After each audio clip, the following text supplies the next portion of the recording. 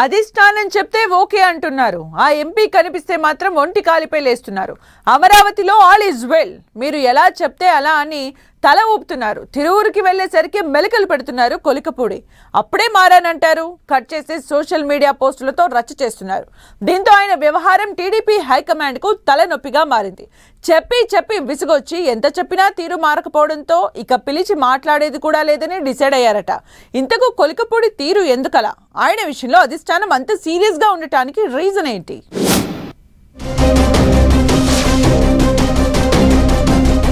కాంట్రవర్సీకి care of గా MLA Kolikapudi.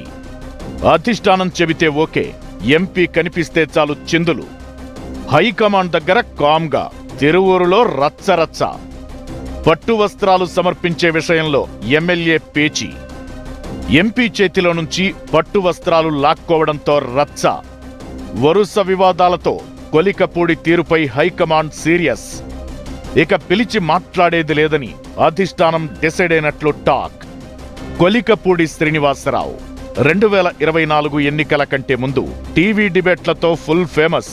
6 నెలలుగా వరుస వివాదాల్లో అంతకు మించి హాట్ టాపిక్ గా నిలుస్తున్నారు. ఎప్పుడూ ఏదో ఒక రచ్చ చేస్తూ అటు సోషల్ మీడియాలో ఇటు మెయిన్ స్ట్రీమ్ మీడియాలో ట్రెండింగ్ లో ఉంటున్నారు. ఎంపీ కేసినేని చిన్నితో వివాదం, వాట్సాప్ స్టేటస్లతో రచ్చరచ్చ చేశారు. టీడీపీ పెద్దలు పలుసార్లు ఆయన్ను పిలిచి మాట్లాడారు. అమరావతికి వచ్చి టీడీపీ అధిష్టానం పెద్దలను కలిసినప్పుడు ఆల్ ఈజ్ వెల్ అంటున్నారు.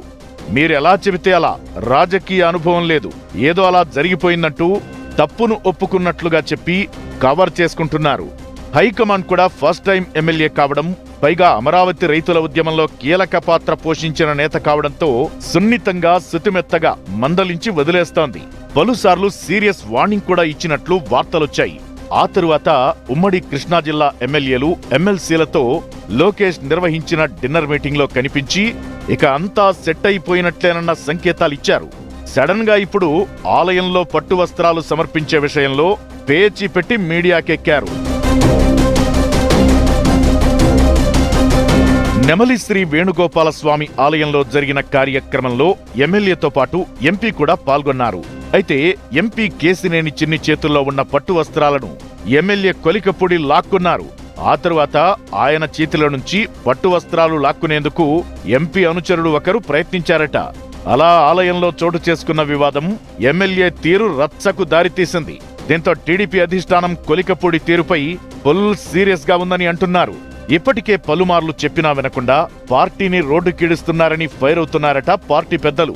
కొలికపూడి గొప్పగా ఊహించుకుంటున్నారని, పార్టీ లేకపోతే ఎవరైనా సున్నానే అంటూ చొరకలు అంటిస్తున్నారట.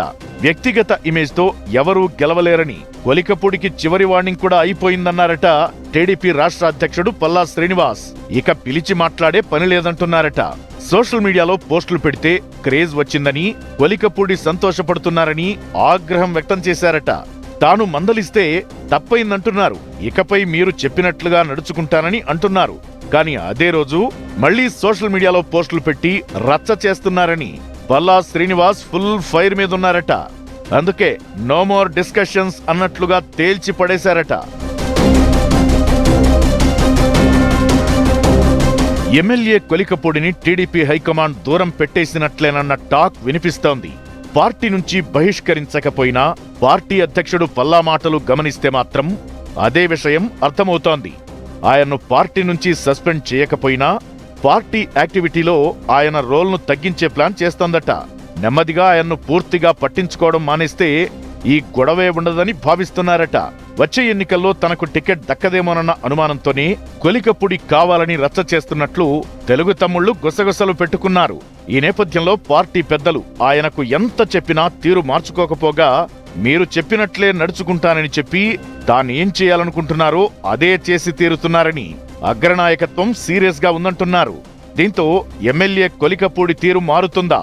వచ్చే ఎన్నికల వరకు ఈ రచ్చ ఇలాగే నడుస్తుందా అనేది వేచి చూడాలి.